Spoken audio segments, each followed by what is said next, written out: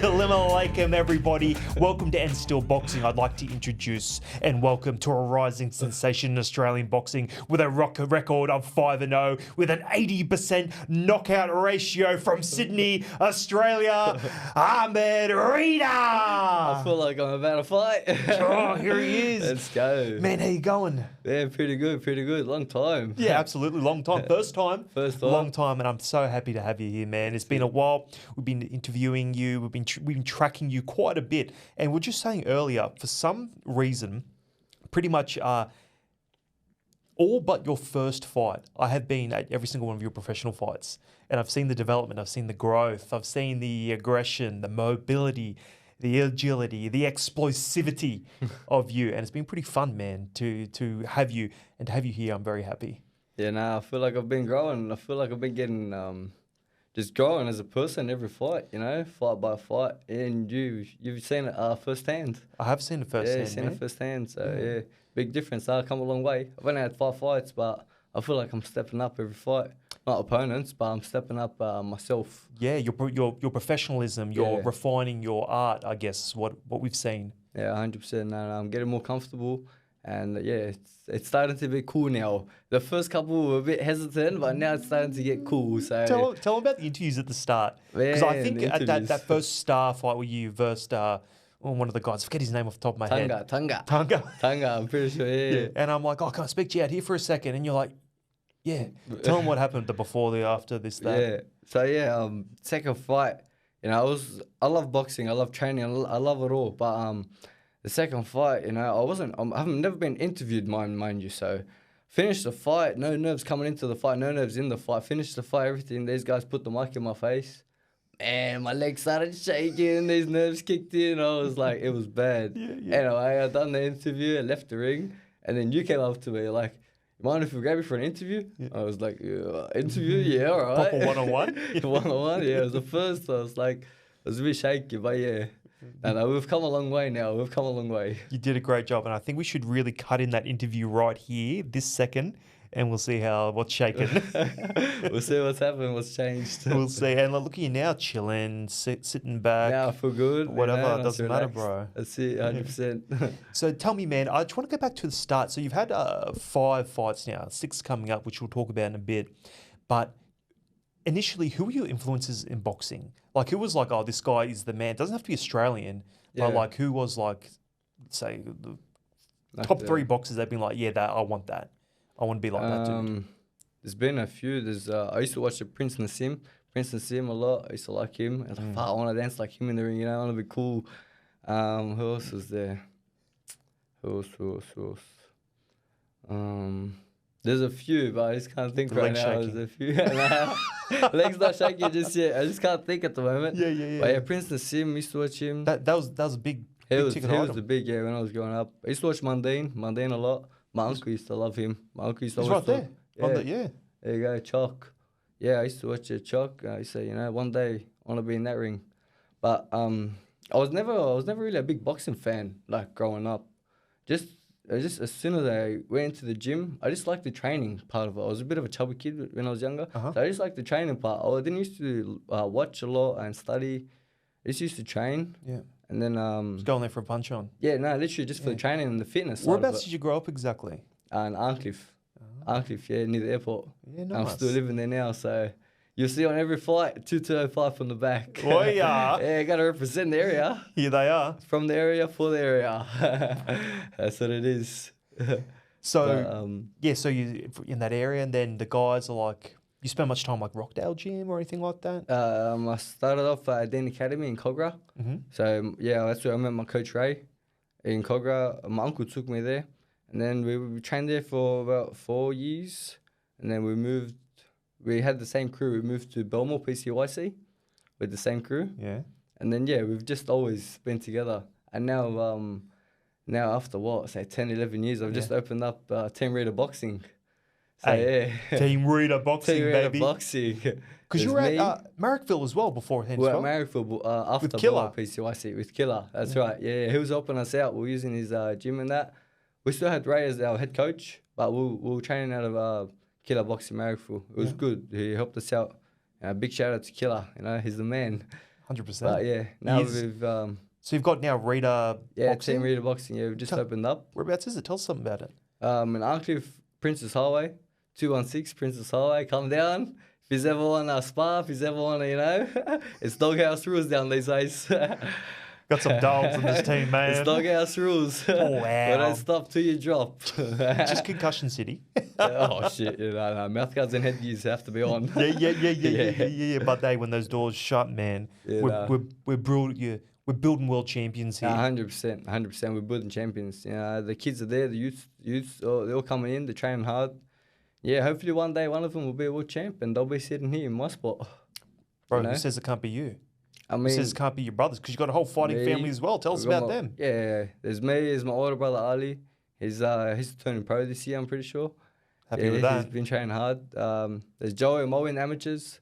I've had a few conversations with them as well. They're always with you. Yeah, they're always around. I want them to go. I want them to stay in amateurs for a couple more years. Try to go like Com Games, Olympics, something big. Because that boost. Yeah, 100% boost. Notoriety. Yeah, 100%. That would be good for them. Good experience as well to fight the other guys. Yeah. And then everybody's coming through. Yeah, 100%. And don't you think Australian boxing, like to where it was, say, 10 years ago, what it is today? I'm talking Jai Pataya, Justice Hooney about to fight on the biggest stages on this weekend. It's massive. For example. It's Australian boxing's blown through the roof.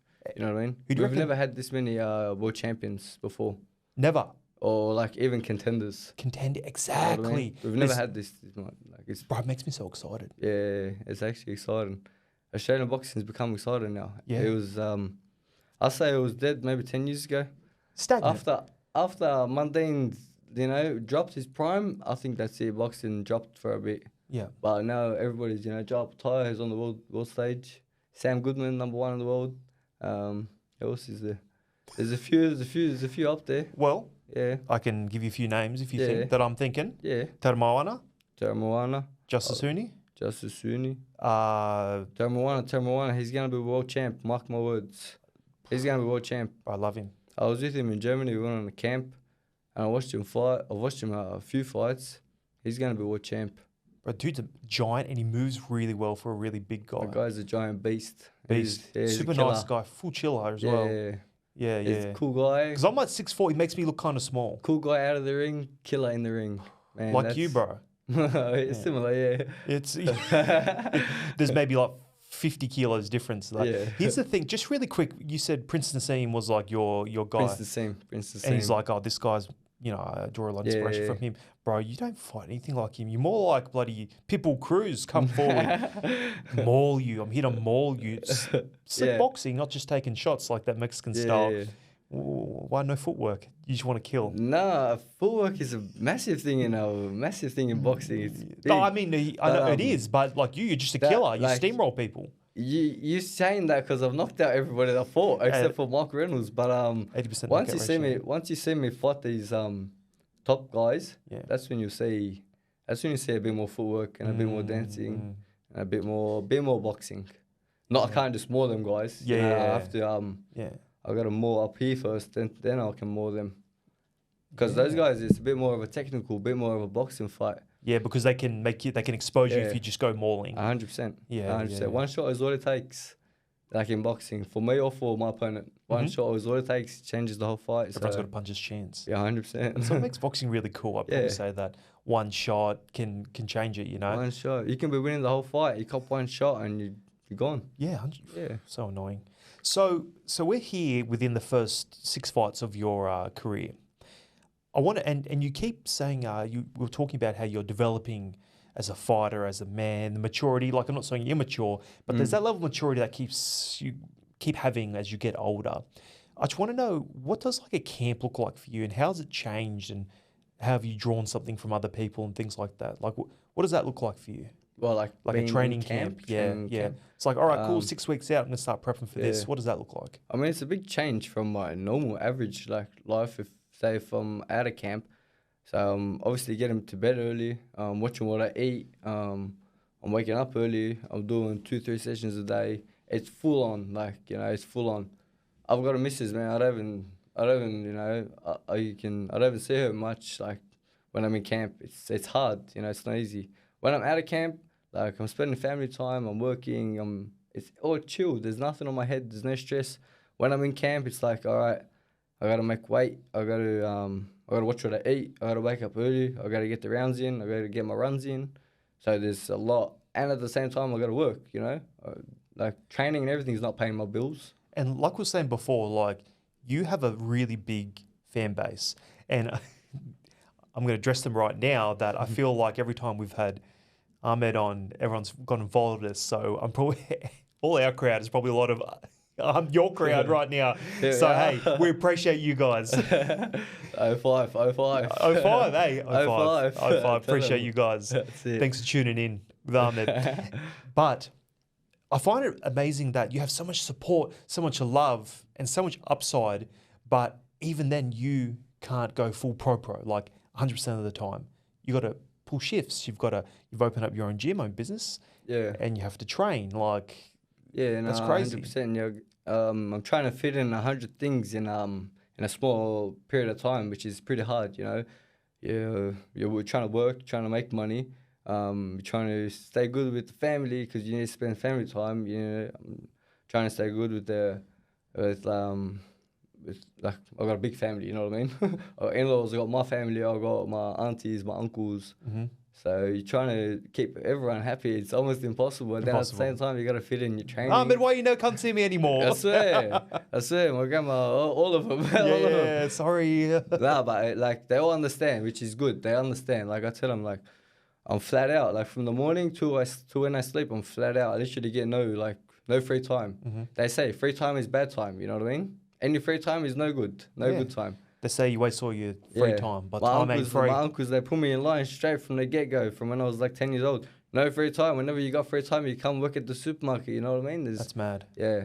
Any free time is no good. So they try to keep me like always doing something. Yeah. If I'm not at the gym, I'm at work. If I'm not at work, keep you on the straight and narrow, keep your head 100%. screwed on. Yeah, you have to. Yeah. That's mad. I feel like a lot of guys go loose when they have that free time. But if they say they're working and they're home and in the gym, they're always doing something, I feel like keeps them straight. That's some wise words. I really like that actually. Yeah. Like too much free time just makes an idle mind. There's like some sayings like idle mind makes weak man or some shit. Too much free time, you start thinking of what to do and what am I gonna do. It's no good. Yeah. It's good to stay busy and keep your time full. That's right. Yeah. We only have 24 hours a day. It's not enough. Oh, look at him. Look at him. Got some Marcus Aurelius here. And I'm talking. I had an interview at 1 o'clock. I came at 2:30. yeah. Free time. Yeah, there we go. I'm glad someone said it. I'm glad you said it. I wasn't going to say it here. I said it for you. Sorry, guys. That's right. Now we're sitting here. We just, making sure the studio was right for you. Yeah, all good. Yeah. Right. So your philosophy is you want to stay busy. Like obviously you have to make ends meet financially, working on weekends with family, training people, but also training yourself. So it's like you try and stay busy and like do some training, but when it comes down to that 6 weeks, that's when everyone understands, hey, this is his career. He's a professional. You're a professional athlete. Yeah. Like in reality, that's what you are. And you go, I need to tighten it up for the next 8 weeks, 6 to 8 weeks, sort of thing. Yeah. So I'm always in the gym. I'm doing privates and that. But once I'm in camp, like I said, like that 4 weeks out, especially, I'm not holding pads just in case just injury or whatever. I'm not holding pads. Or something. Yeah, you never know what happens. So I know they won't understand, but it's good. I have my brothers, so all of my privates and I just send them to my brothers. Yeah. And so it's work. They square it away. Works out. Yeah. That's hectic. And when they have a fight, like we make do. We just make do with whatever. Yeah, that's hectic. Yeah, no, it's good. And how do you deal, like, is there like, for example, like with Harry Garside, I think with his last bunch of fights, he was saying like, he does like a lot of visualization, like that really like, scientific approach to his preparations and things like that. Do you have anything similar yourself? Like, how do you deal with the pressure? Because I guess you fight, you'll bring 100 people plus to your fights. And I guess that comes with a level of pressure. Nah, not really. Not really. No. I just block them all out. How do you deal with that? Very easy actually. I just speak to my coach. I speak to the guys that are like my professional team, and I just lock in. I just block everyone out and then just lock in. Even some shows you'd see like the crowd, they're all there when I'm warming up or whatever. But yeah, I don't know. I got something inside me. I'm cool with them. I'll say whatever. Like, yeah, 1, 2, 3. I'll have a laugh. But at the same time, I already know like I'm locked in. Once I'm going, like even when I'm in that ring, sometimes I even like look and say hi, whatever. But I'm locked in. Like you know what I mean? I'm locked in. Yeah. You're saying hello, but you're not there. Yeah, your like head's I'm in the waving ring. and I'm high and like I'm having fun, but that's because I'm comfortable. I'm in the fight, you know. I'm locked in. Yeah, I don't feel no pressure, no nerves from like, oh, Fighting. I'm gonna upset the crowd. No. These guys come out, they cheer me on, they support me no matter what. You know what I mean? If I knock him out, they're gonna scream and they're gonna you know Rip how the they place are. apart. Yeah, rip the place apart. Yeah, and if say I don't want to say anything, but say something bad was to happen to me, yeah, I don't know what would happen in the crowd. 225, no good them boys. Nah, I'm joking, they're good boys. We've got to make sure the cut's all good here, otherwise we're going to have people knocking on the door around northern Sydney. Nah, you'll be right, you'll be right. Like, you got a problem with them? And I'm but I swear to God I don't. Yeah, Nah, that's we're good mad. boys. So, I know for a while there was a bit of a rivalry with like Garside because you guys fought the amateurs. Like just like a little bit of it's cooled down now because you've I guess he had a long time off and there's like a bit of a you're going to do your thing now and you're like, listen, I'm not riding this guy's coattails. I guess what it is. Yeah. You start doing your own thing, like Yeah, sort of like I don't know, chasing that if you will, or no, I mean, I spoke and I said everything on we fought in amateurs and I called him out after my first fight. After my second fight, I called him out. I wanted to fight him. How are you doing it again? Hey? How are you? Hey, yo, Harry. Nah, I still want to fight him. Like, there's nothing personal. I don't hate the guy. There's actually nothing personal. I don't hate him, but yeah, I just want to fight him, and I want to prove to Australian boxing that that's not him. Like, that's all it is. There's nothing to it. Like, I honestly don't hate the guy. Like, all it is, like, you beat me in amateurs, I want to get one back. That's all it is. You know what I mean? You know what I mean? Everybody sees this guy like he's a star. He went to the Com Games. He went to the Olympics. He won bronze. Like, bro, you didn't win bronze. You lost that bronze medal. You didn't win that fight. You're not a good fighter. He's actually a bum. You know what I mean? I know he's a bum. My professional team know he's a bum.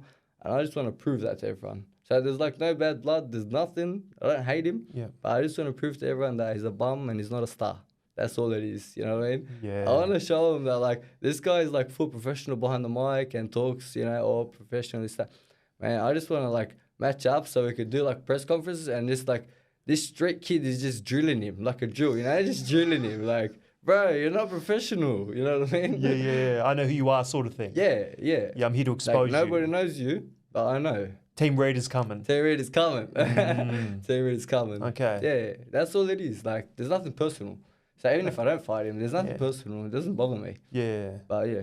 Yeah, right. Hopefully one day. I mean, I'd love to see it. Yeah, I'd love to do it. Well, in the meantime, there's other guys like Sydney seems to be full of like really good like lightweights, especially No Limit. They're all signed with them and stuff like that. You've got guys like and these are guys all from Western Sydney in this area here, and I'm sure you're like friends with them and stuff, like Charlie Kazi and Yusuf Dib, both two like guys that are quite established. Well, we know Yusuf has a couple of really good fights. I'm sure you've sparred them and stuff like that. Yeah, you're friends and stuff. Yeah, 100%. Yeah, I know these guys. I've known them for a while now. Yusuf, I used to spar him when I first started up, man. When I was like 15, 16, 17, I was sparring Yusuf and Billy. So I've known them for a long time. Even Charlie Kazi's in our gym. He was here yesterday. Like, he was in the gym yesterday. We were sparring. We put in a lot of work together and we're building together. So, yeah. And we're all in the same weight class, which makes it hard. It's a fighting game. They know how it is and I know how it is. It's a fighting game, There doesn't have to be no beef or nothing, but fuck, this is the game we chose. You know what I mean? Like, yeah. You chose boxing, I chose boxing. You're in this class, I'm in the same weight class. Here we are. Goddamn. Yeah. You want to be the best, I want to be the best. Like, there's no beef. Like, I love these boys, but fuck, if one day push comes to shove, we have to do it. That's how it is. This is the game we chose. Yeah, sadly, it's just one of those things. Like, I always love you. We've done so much for you. Even like Billy Polkenhorn, me and him are good. There's no bad beef. There's nothing. But fuck, the crowd, everyone wants to see it. Your end, you guys think you guys are gonna win. My end, I think I'm gonna smash him. You know what I mean? So it's a great fight. So this is a great fight. You know what I mean? Even though I have no bad blood, I like the guy, you know, we were out, spent heaps of time together. But, you know, once we fight, a fight's a fight. We step out that ring, we shake hands. That's it. It's normal. Yeah, and that's what I like about you, man, is that you're there when you jump onto the ring, you switch a switch.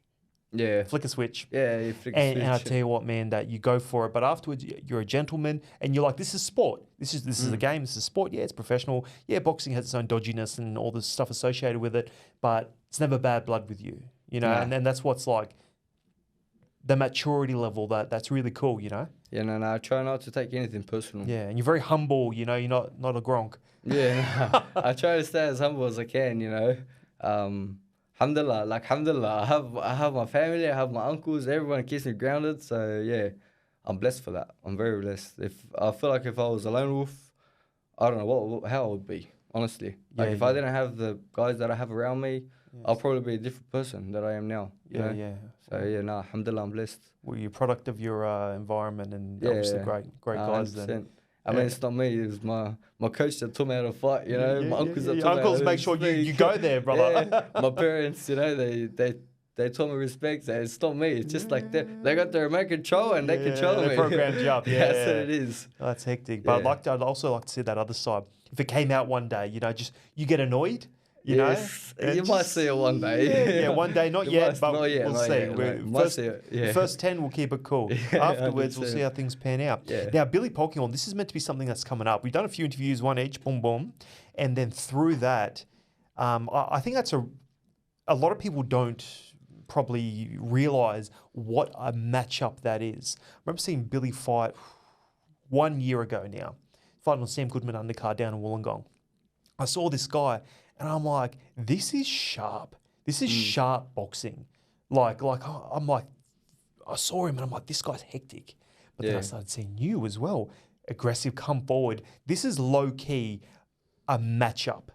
This is a matchup. And people don't understand that big fan of Billy, big fan of you. Coming clashing, this is a 50-50.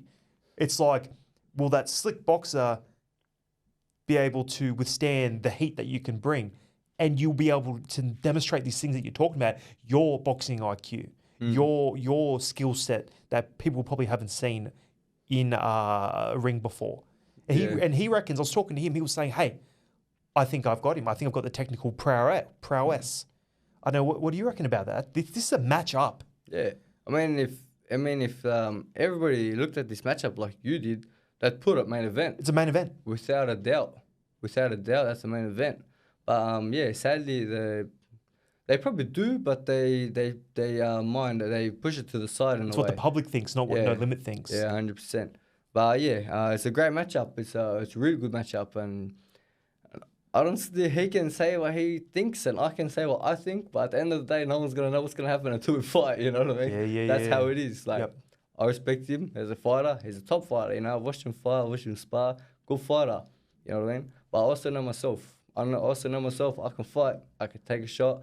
I can move. I've got my IQ. So, good fighter and a good fighter. Whoa, fireworks. Main event. Yeah. Main event. Oh. Main event. I swear, this should be main event. This fight. Nobody knows. Like, hopefully they do. Hopefully, we sign and it becomes official. But yeah, this fight should be up there. I'm looking at September time, aren't we? Yeah, August, September. Yeah. Whenever. All right. So in the interim, you can catch Ahmed fight on June 28th at the Grand Vaudeville in Condell Park. Paul Nazari's neutral corner. That's coming up against a guy called Dayton Koia, Yep. New Zealand guy. Now, funny enough, he's had 2 professional fights. I've seen all his professional fights as well. One with Ricky Colosimo, Wanderers Promotions, which you fought a few times. And this one's Yeah. going to be just in the interim before Billy Polkinghorn, that fight gets made official later on in the year. You want to stay busy, which is optimal.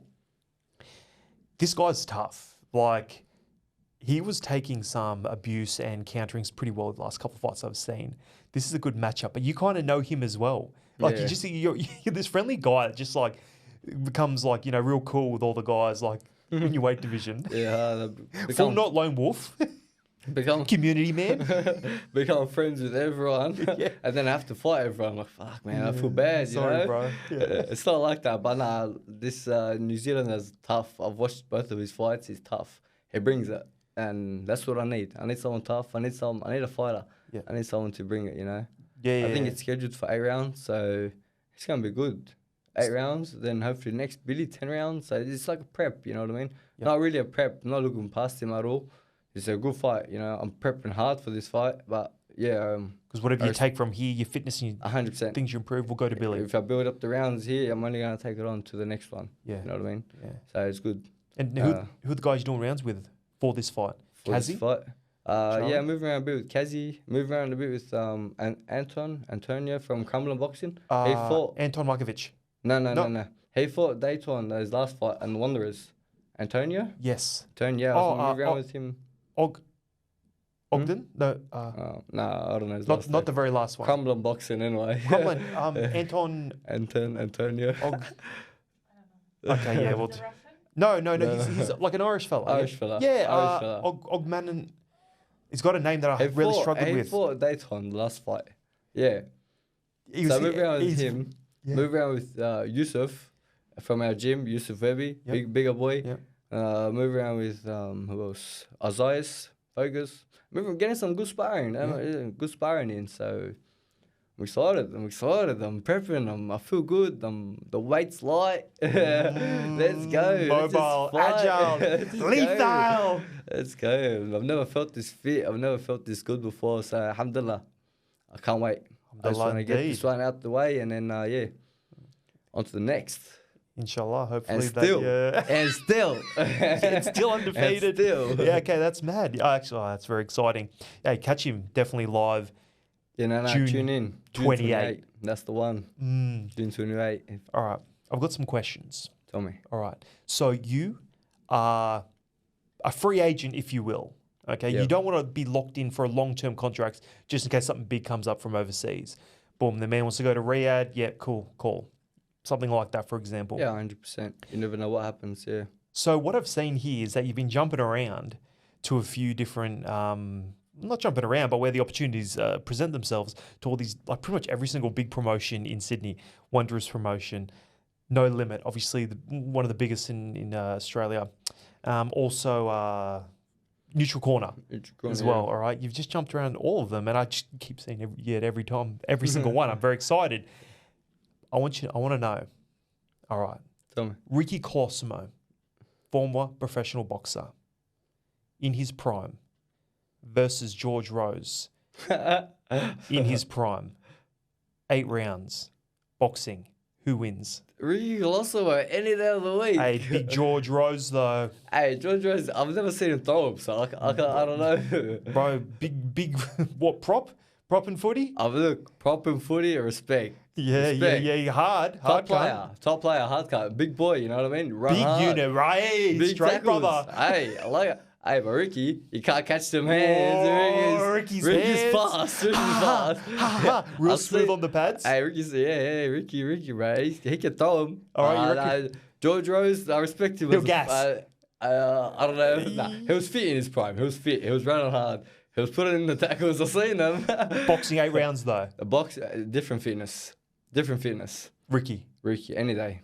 Ricky. all right. Ricky, Okay. just because the fitness mainly. Fitness, boxing, it makes sense. You're stitching me up here. Well, I don't know. You're the one saying it, bro. This guy. Okay, let's So- flip the scenario a little bit. Okay. All right, UFC, like mixed martial arts. Now we Right. can use the tackling, the takedowns on Ricky. Who wins that one? George Rose, Ricky Colosimo, both in their primes. UFC. Oh, fuck. UFC. This one I give it to George Rose. He's got the weight. You know what I mean? Tackling. Run Run hard, brother. hard. Fucking put him in a headlock. See you later, Ricky. All right. We've got 1 for 1 here. 1-1. All right. Got more questions. Let's go. Both in their primes, right? But they're amateurs careers now, all right? Paul Nazari versus Ricky Colosimo. Both in their primes? No, amateur primes, though. See, I didn't see them both in amateur primes. Yeah, So I okay, wouldn't okay. really What know about- much. Yeah, okay, all right. I heard Paul's. I haven't seen tops. footage of him, but I heard he was top. Yeah, I heard it was tops. I haven't seen anything, but I mean, he's still in the game till now, so He looks he fit. knows his shit. He looks fit. He trains, but I haven't seen him throw him, so no answer to that one. All right, no okay. comment. Yeah, we'll go. Undecided. We'll No go- contest. No contest. No contest. No contest. Right, no knockdown. All right, cool. All right. No, knock down that one. All right, so I'm going to go ask you this final question. Ricky Colosimo He's coming after you, Ricky. He's coming after you. in his prime. Ricky knows I've been a big fan of him for a while.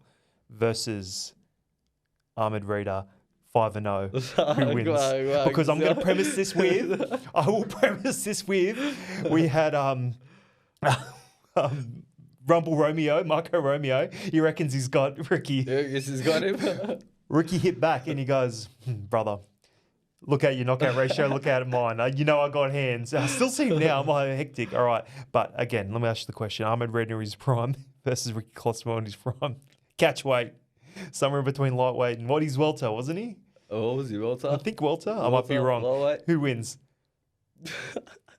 No contest again. I can't answer that. I can't answer that. It's my promoter. I agree here. I can't answer All that. right, okay, all right. No contest. No contest, that one. No contest. All right, that's fantastic. Ricky, you're the man, Ricky. Yeah, you're the yeah. man, brother. Yeah, I love it. No, he's always good value. I like to see it because what's interesting about it is that Ricky is actually, he was a fighting, he's quite good, and it's just hectic. Like, I love what he's doing over there at Wanderers, and he's always good killing it. laugh. He's killing it. He's put on the best shows now. He's killing it. His shows, yeah, I don't know if you guys have been seeing them, but they've been going through the roof. All his pro fights, he doesn't put on no shit pro fights. Every pro fight, he puts a good matchup. So that's what I really respect and I like about him. He doesn't care about how many tickets you sell. He doesn't care about who you bring. He cares about good matchups and good fights. That's what I really like about Ricky. Growing people properly. He's growing people. He's doing it the right way. Yeah, I'm a big fan. And I think he's one of his promotions is gonna go through the roof. Honestly, Rocket ship to the moon. we're going straight up. And what I really like about as well with like neutral corner, for example, is that man, so many people have cut their teeth at neutral corner. Like George Kambosos, who's going to be there at your fight actually. Yeah. I know him and Jim Kambosos is actually going to be commentary. Yeah. So that'd be cool. Yeah. But with that said, I mean, for example, he had his first 5 to 10, somewhere 5 to 10 fights on neutral corner. I had my first couple fights on neutral corner actually. On your amateurs. First few fights on neutral corners. So yeah. So there you now go. Just bring it back to roots. Yeah, exactly. Back. And Yeah. he'll put these fights on, and it'll be sick every time. And honestly, actually was part of the commentary team because their last neutral corner show that they had, there was two. There's the AM and the PM fight cards. Yeah, 2 events. Yeah, and I was in the AM one, and Okay. I think I saw you there actually as well. Yeah, You I came to was- watch it, didn't you? Yeah, I probably came to watch. Yeah. Anton was fighting that night. Yes. Anton, Yep. against Jason Fawcett. That was his first pro fight. Yeah, right. No, Yeah. Jason, Jason Fawcett, 8-rounder. on that one, just like, Outdoor venue. oh no, it wasn't that one. No. Different one, maybe different one. Jason Force, a bit of a unit as well, actually. Yeah, Yeah, no, that's Jason one. Fawcett's good. He's coming down in weight, 6'3.5". I think it suits him. There. He looks good. Yeah, Yeah. 6'3.5". He looks good. He had a good fight the last fight. Yeah. One thing really quick. Tell me. Who are some people that you think are stars and they should be a lot bigger than they are Right now? right now? Talking? So guys like that are coming up. Yeah. Like, give us a couple of names that, hey, watch out for these guys there on the up and up. And then some guys that are like, for example, like Jason Fawcett. Yeah. Be like, oh, this guy should be a lot bigger than what he is. He's actually hectic. Who do you reckon? Yeah. Callum Peters. He's going to be a star. And yeah, like we said before, Terry Moana, he's going to be world champ. And myself. So it's going to be us three putting Australia on the map real soon. Mark my words. I love that. Me, Terry Moana, Callum Peters. There's a few others, but just can't think right now. Yeah. Rattled you too much with all those questions. Yeah, too many questions. But no, Callum Peters, Terry Moana, those guys, respect them both. Hey, Top boys. top boys, top athletes. Yeah, 100%. Well, ladies and gentlemen, this is N Still Boxing. I am Guy McKinnon. This is Ahmed Reda. You can catch him live on June 28, Neutral Corner in the Grand Vaudeville in Condell Park. Until next time. And still. Thank you for listening. If you liked this episode, Please subscribe to the channel for future content.